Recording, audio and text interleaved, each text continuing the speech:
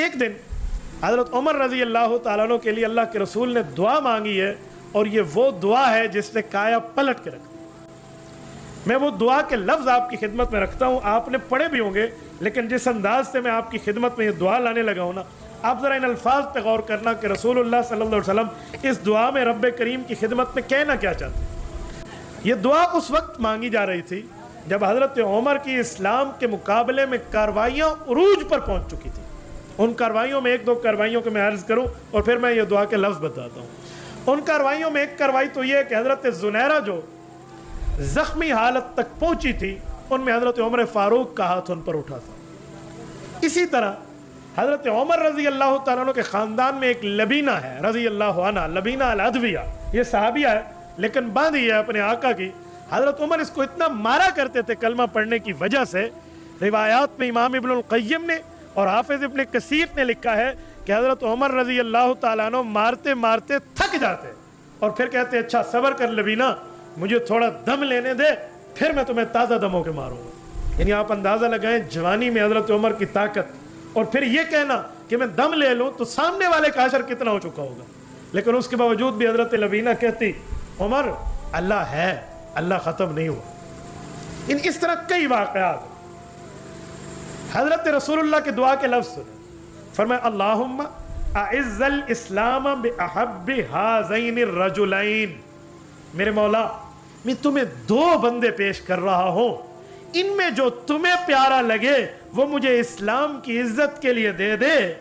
بے ابی جہل او بے عمر ابن الخطاب، یا عمر دے دے یا ابو جہل دے دے۔ لفظ بے احب ہذین الرجلین جو میں سمجھانا چاہتا ہوں کہ اللہ آج تک دعا میں لفظ لوگ کیا کہتے ہیں اللہ یا عمر دے دے یا ابو جہل دے دے، نہیں، اس میں ایک لفظ ہے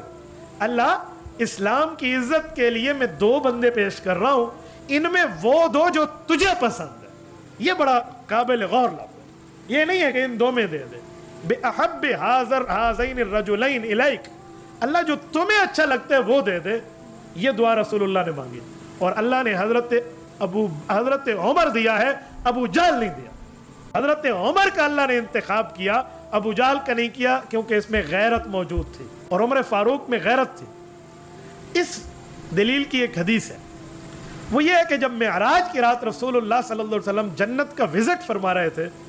اور جنت کا دورہ کرتے ہوئے ایک دلکش محل کو حضور پاک نے دیکھا، تو حضرت جبرائیل سے پوچھا کہ یہ پیارا محل کس کا ہے؟ رسالت مآب علیہ السلام فرماتے ہیں میرے دل میں آیا جبرائیل کہے گا یہ آپ کا ہے، لیکن جواب یہ نہیں آیا، جواب رسول اللہ کی توقع کے برخلاف آیا کہ یا رسول اللہ یہ محل آپ کے صحابی حضرت عمر کا ہے۔ حضرت رسول اللہ صلی اللہ علیہ وسلم اچھا جی ہاں بہت خوبصورت محل ہے، فرمایا جی ہاں، اس میں حضرت عمر کی وہ بیوی جو حور ہے نا وہ یہاں آرام فرمائے جس کا نکاح عمر سے کیا جائے گا، اور یہ وہ گھر ہے۔ حضور پاک علیہ السلام واپس تشریف لائے تو حضرت عمر کو یہ واقعہ سنا کہ میں نے ایسے ایسے آپ کے گھر کو باہر سے دیکھا، جی چاہتا تھا اندر چلا جاؤں لیکن نہیں گیا۔ آپ علیہ السلام رک گئے اور حضرت عمر نے پوچھا یا رسول اللہ کیوں نہیں گئے؟ فرمایا عمر مجھے تیری غیرت یاد آ گئی، نہیں سمجھے وہ جو میں بتانا چاہوں، تجھے غیرت یاد آ گئی۔ حضرت عمر نے کہا یا رسول اللہ آپ پر کیا غیرت کی بات ہے، لیکن اس حدیث سے ایک بات سمجھ آتی ہے کہ عمر باغیرت آدمی ہے، بے غیرت نہیں ہے ابو جہل کی طرح۔ حضرت عمر کے ایمان لانے پر جو سب سے پہلا کارنامہ ہوا ہے اور اسی دن ہوا ہے وہ کیا ہے؟ بیت اللہ میں کھلے عام عبادت کرنا۔ یہ آج تک نہیں تھی،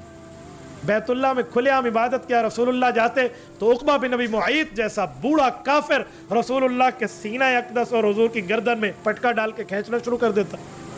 رسول اللہ سر سجدے میں رکھتے تو اونٹ کا بھرا ہوا اوجر ڈال دیا جاتا۔ یہ سارے واقع